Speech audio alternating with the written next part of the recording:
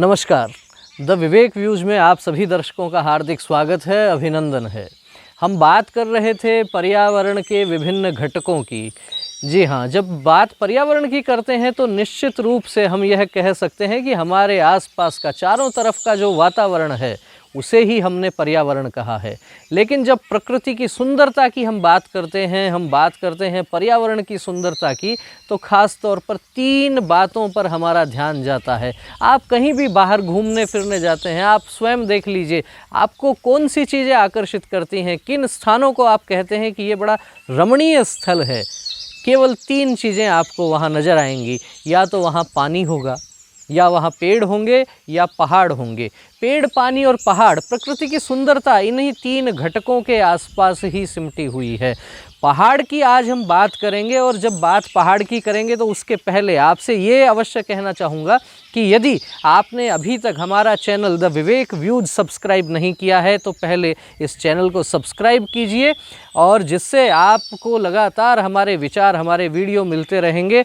हम बात कर रहे थे पहाड़ों की, तो पहाड़ों की यदि सुंदरता की बात करते हैं, हम नॉर्थ ईस्ट में यदि जाते हैं, उत्तर पूर्व का जो क्षेत्र है वहाँ जाते हैं, वहाँ के उत्तराखंड के पहाड़ देख लीजिए या सिक्किम के पहाड़ आप देख लीजिए।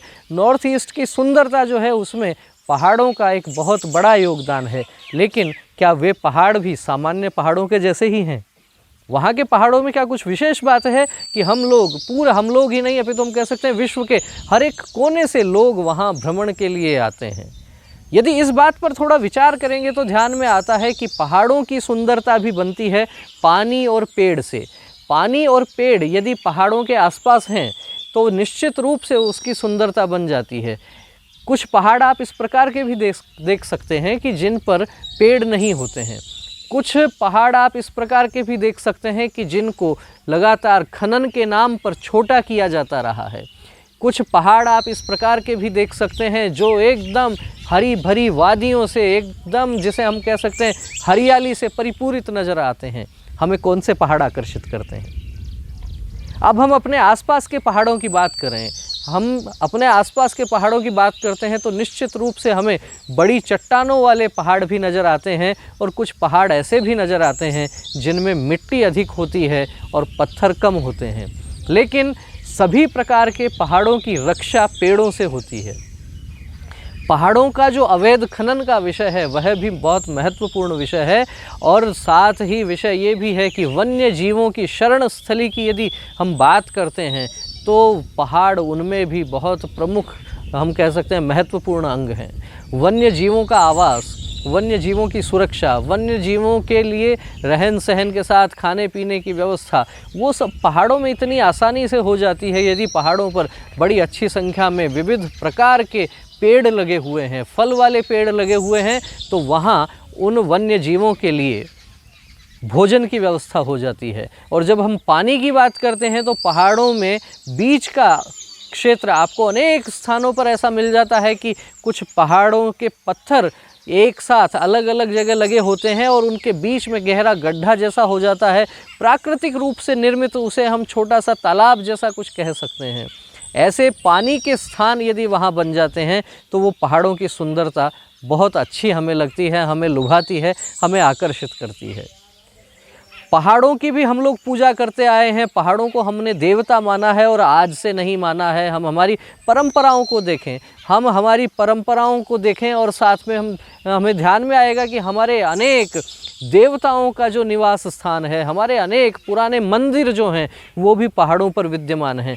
लेकिन साथ ही हम यहाँ बात करेंगे महाभारत काल की।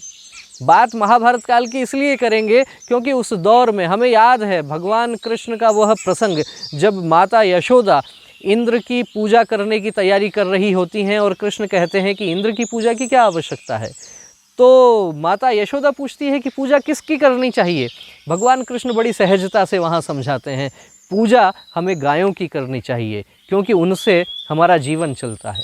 पूजा हमें हमारे आसपास के जंगल की करनी चाहिए क्योंकि उससे गायों को भोजन मिलता है। पूजा हमें हमारे आसपास के पहाड़ों की करनी चाहिए जहाँ पर उन गायों को घूमने के लिए स्थान मिलता है, जो पहाड़ हमारे गायों के जीवन के लिए आवश्यक है, जो गाय हमारे जीवन के लिए आवश्यक है, तो वास्तव में जो प्रकृति हमारे लिए आवश्यक है उस प्रकृति की पूजा करनी जरूरी है। यह प्रसंग भगवान कृष्ण की लीलाओं में आता है और हम सबको पता है जब भगवान इंद्र कुपित होते हैं और अत्यधिक बारिश होती है तो भगवान कृष्ण का एक स्वरूप, गिरिराज धरण का स्वरूप भी हम सब लोगों ने देखा है। भगवान कृष्ण ने वहाँ सीधा सीधा संदेश हम लोगों को दिया है कि पर्यावरण को पूजे बिना आपका जीवन ठीक प्रकार से नहीं चल सकता। पर्यावरण के जो भी घटक हैं, हमने जल को देवता कहा, भूमि को माता कहा, पहाड़ों को भी हमने देवता कहा है, हिमालय को हमने देवता कहा है। और वही बात भगवान कृष्ण भी अपने जीवन से हमें समझा रहे हैं। लेकिन वर्तमान दौर की बात करें तो जिस प्रकार से अवैध खनन हो रहा है, जिस प्रकार से लगातार पहाड़ों को छोटा किया जा रहा है, पहाड़ों को काटा जा रहा है, उस पर भी ध्यान देने की आवश्यकता है। बारिश में पहाड़ों का जो योगदान है उसके बारे में भी हम सब लोग जानते हैं। निश्चित रूप से ये कहा जाता है कि जहाँ पहाड़ होते हैं और पहाड़ भी खास तौर पर हरे भरे पहाड़ होते हैं, वहाँ बारिश अच्छी होती है, वहाँ बारिश जल्दी होती है। वैज्ञानिक तरीके से जो भी चीज़ें उसमें बनती हैं, दबाव किस प्रकार से बनता है, बादल किस प्रकार से आकर्षित होते हैं, उसका तो अपना एक महत्व है ही पहाड़ों का। लेकिन साथ ही वन्य जीव विविधता, पर्यावरण संरक्षण, पर्यावरण का संतुलन, इन तमाम बातों के लिए भी पहाड़ों का एक बहुत बड़ा महत्व है। जब जब भी यात्राओं की बात होती है तो लोग सोचते हैं कि पहाड़ों की ओर जाना चाहिए। पहाड़ों की ओर जाने से व्यक्ति स्वस्थ भी रहता है, व्यक्ति मस्त भी रहता है। और जब आप भ्रमण के लिए सोचते हैं तो वो पहाड़ आपको तब तक ही आकर्षित करते हैं जबकि वो पहाड़ सुंदर हैं। इन पहाड़ों की सुंदरता के लिए भी क्या हम कुछ योजना रचना बना सकते हैं? क्या उन पहाड़ी क्षेत्रों में भी कुछ अच्छे पौधारोपण की, वृक्षारोपण की कुछ योजना बन सकती है?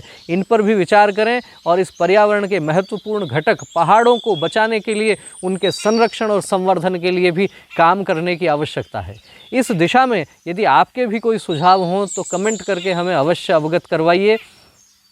पहाड़ हमारे जीवन का महत्वपूर्ण आधार है, महत्वपूर्ण घटक है। इन पहाड़ों के संरक्षण संवर्धन के लिए केवल सरकारों की ओर मत देखिए, स्वयं भी हम हमारी कुछ भूमिका वहाँ निभा सकते हैं। आसपास में अच्छा कुछ पौधारोपण करके, अच्छी वहाँ सुंदरता करके और वहाँ साफ़ सफाई करके उनको रमणीय बनाएं, उनको आकर्षक बनाएं, तो मुझे लगता है कि निश्चित रूप से हम हमारा कर्तव्य भी निभा पाएंगे। आपको यदि हमारा यह विषय अच्छा लगा हो, आपके यदि इस विषय में कुछ विचार हो तो कमेंट करके हमें अवगत करवाइए और हमारे इस चैनल द विवेक व्यूज़ को सब्सक्राइब कीजिए। आपको विषय अच्छा लगे तो इस वीडियो को अधिक से अधिक लोगों तक पहुंचाने में सहयोगी बनिए। इस वीडियो को शेयर कीजिए, लाइक कीजिए, कमेंट कीजिए। शीघ्र ही फिर मिलेंगे एक नए विषय के साथ, एक नए विचार के साथ, एक नए वीडियो के साथ। तब तक के लिए नमस्कार।